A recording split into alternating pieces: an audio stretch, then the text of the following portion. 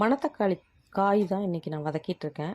நேற்று கீரை வாங்கிட்டு வந்தார். அதில் பார்த்திங்கன்னா நிறைய காய் மிச்சம் ஆயிடுச்சு. மணத்தக்காளி கீரை காய்னு சொல்லுவாங்க, சுக்குட்டி காய்னு சொல்லுவோம். சுக்குட்டி கீரை, சுக்குட்டி காய்னு சொல்லுவோம். நான் அந்த காயெல்லாம் தனியாக கலெக்ட் பண்ணிவிட்டு முதல் நாளே கீரை செஞ்சுட்டேன். கலெக்ட் பண்ண காயெல்லாம் காம்பு இல்லாமல் சுத்தமாக க்ளீன் பண்ணி எடுத்து வச்சுருந்தேன்.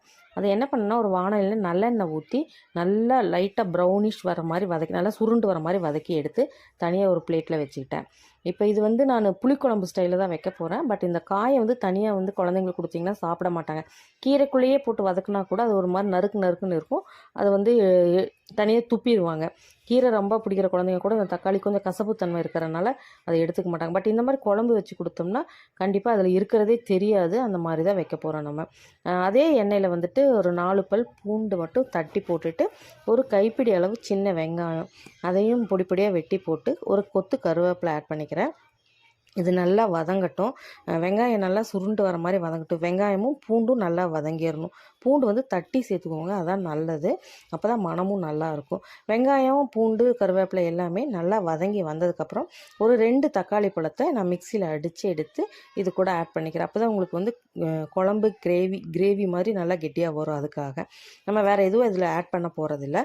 இது கூட ஒரு 1/2 ஸ்பூன் வெறும் மிளகாய் தூளும், ஒரு 1/2 ஸ்பூன் குழம்பு மிளகாய் தூளும், அப்புறம் குழம்புக்கு தேவையான அளவு உப்பு, ஒரு கொஞ்சோண்டு மஞ்சத்தூள் ஆட் பண்ணிக்கோங்க.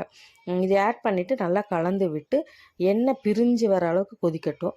நல்லா கலக்கி விட்டிங்கன்னா நல்லா கொதிக்கும். இது ஒரு மாதிரி திக்காக தான் வேணுங்கிறனால நம்ம தண்ணி ஆட் பண்ணவே இல்லை.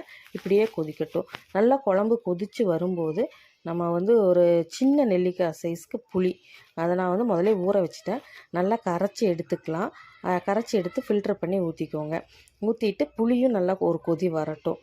புளியை நல்லா சேர்ந்து கொதித்து வரும்போது தான் நமக்கு அந்த டேஸ்ட்டே வரும். நான் திக்காக தான் வைக்கிறேன், கிரேவி ஸ்டைலில் தான் வைக்கிறேன். அதனால் இது அவ்வளோதான் வைக்கவும் முடியும். நல்லா கொதித்து புளி பச்சை வாசம் போனதுக்கப்புறம் நம்ம எடுத்து வச்சுருந்த அந்த மணத்தக்காளி விதையை இது கூட ஆட் பண்ணிவிட்டு ஒரு 2 நிமிஷம் கொதிக்க விட்டிங்கன்னா போதும். ஆல்ரெடி அது எண்ணெயில் வதங்கிருச்சு.